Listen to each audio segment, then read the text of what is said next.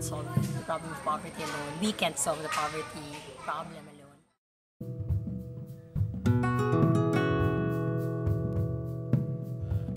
The pattern in the past was that government will just provide relocation sites outside of the city, far away from places of work and schools.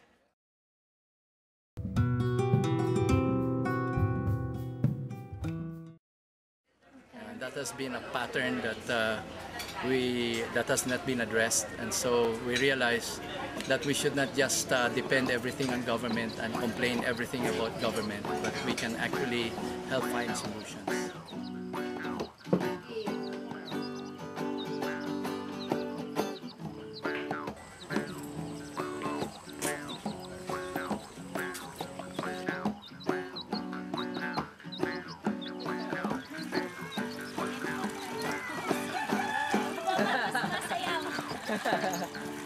Sexy, ah.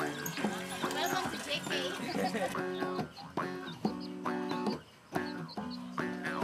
I'm Tony Miloto. I started the project, the movement Gawad Kalinga, that builds communities for the poorest of the poor, the landless, the homeless, and the hungry in our country.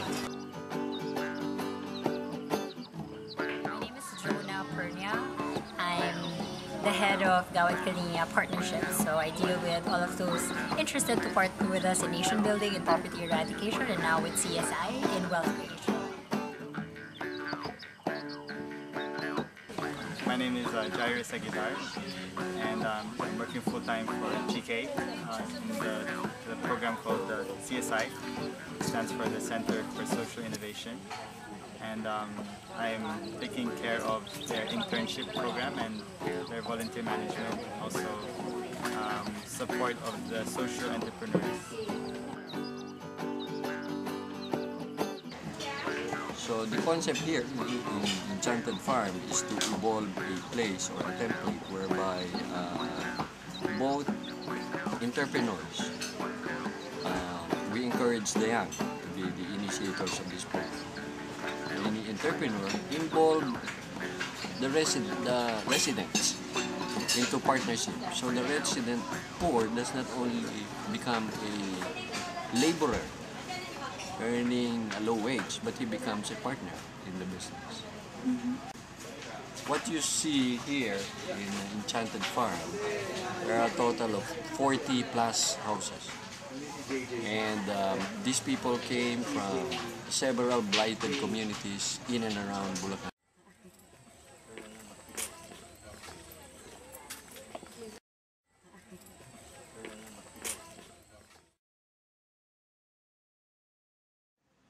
Many things that could be done to help the poor.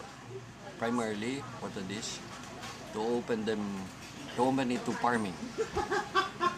Initially giving them, each family, a 10 square meter vegetable plot, whereby they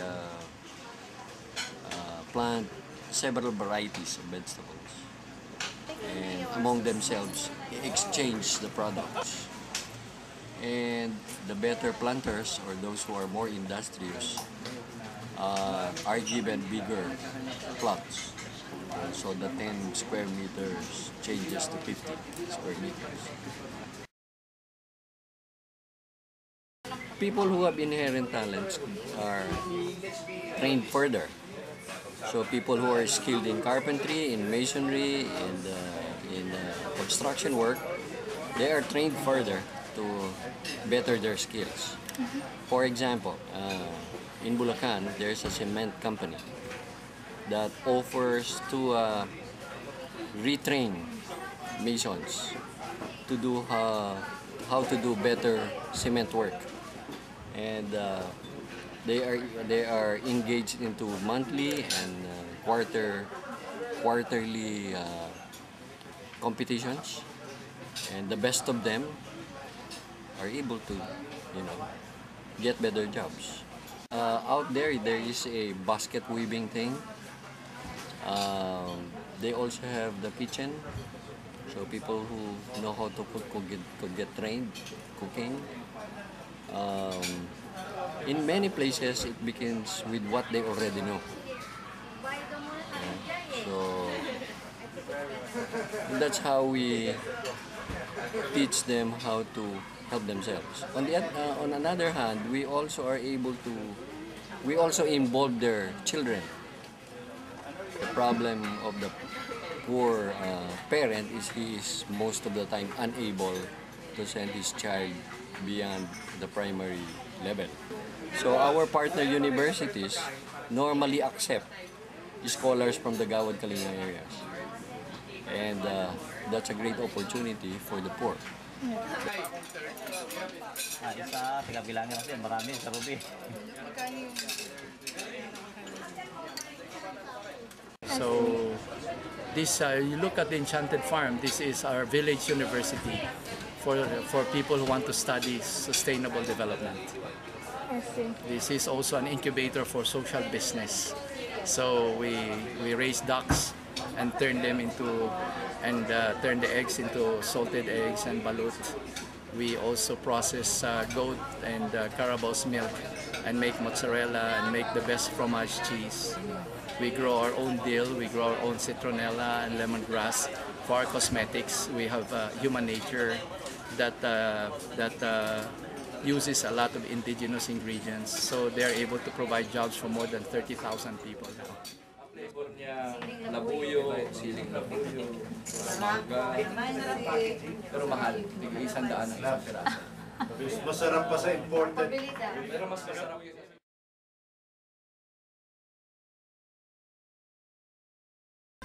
With Gawad Kalinga, we believe that the work of nation building is the work not only of the government, but of everyone, of every Filipino.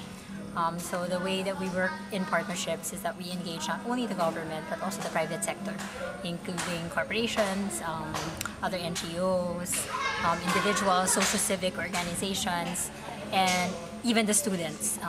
Less about the money, but more about volunteerism and really getting them involved in the work of nation building. The work of poverty eradication in the past has always been almsgiving. That foundations would come to big corporations or the government to ask for money. But nowadays, there should be a shared value, that it should be beneficial to the poor, but also beneficial to the business. So we are now moving towards that more and more. There are people here in CSI, there are corporations here in CSI who are investing here because they're using it as a testing ground, like a mini laboratory of their technologies, such as the partnership with Jim Ayala on solar panels and solar energy. So the intent there is to bring those services to the bottom of the pyramid. And right now, testing it in a GK site, it's a more controlled environment. And then hopefully, and especially since the Philippines, majority of the population are really in the bottom of the pyramid and poor, it is quite important to test it first in these kinds of environments. So again, it's less about them just helping the poor, less about having doing a dole out. In GK, we believe in shared value. It's not always what's in it for the poor. It's always what's in it for the poor and what's in it for you while you're helping the poor. The belief in GK is that poverty is not an economic problem. Poverty is a behavioral problem. And the Philippines became poor not because we lacked resources, but people lacked the spirit of caring and sharing. And that's what we promote in Gawad Kalinga. People think it's just about the houses, but the reality is we just use the houses for them to regain their human dignity, because that's really what was lost. That's why they were acting like animals already. So in this community, it's not just about charity. It is not about justice. It is about human dignity, and we build a culture of honor, and through hard work and honesty and heroism. And the beauty of the work now, after 7 years, is that we're realizing that when you journey with the poor and invest in the right things with them, you can move from poverty eradication to wealth creation. And that's what CSI is all about, Center for Social Innovation. We need to start building the middle ground of middle brothers, instead of having middlemen that take advantage of the poor. You have middle brothers who are entrepreneurs but with conscience. And that's the passion of the organization now. It is our objective that once we create a village, our relationship with that village will not end. That's why we have this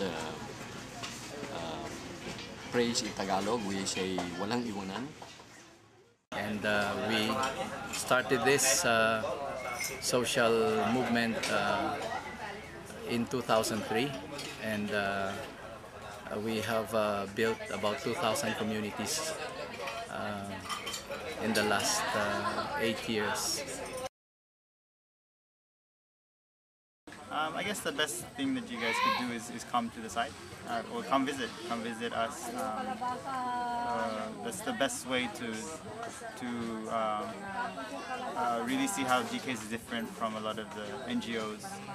Well, they should come here and realize that this is a good place to visit, discover the beauty not only of of our beaches and our rich natural resources, but the beauty of our own people. They will discover that even the poor are very generous, that even those who have known so much suffering can be very happy. And for foreigners to realize that there's a lot of trading and partnership opportunities. What I promise you is that when you come here thinking that you're the one helping in the process, that it will be a life-changing experience for you as well. And a lot of people come back thinking they were gonna help but realize that they were the one who were helped. Because the life lessons that these people have lived are very different from the life lessons you probably have. So it's a good merging of two different lives in two different paradigms, and you just have everything to learn from each other. We have very fertile land.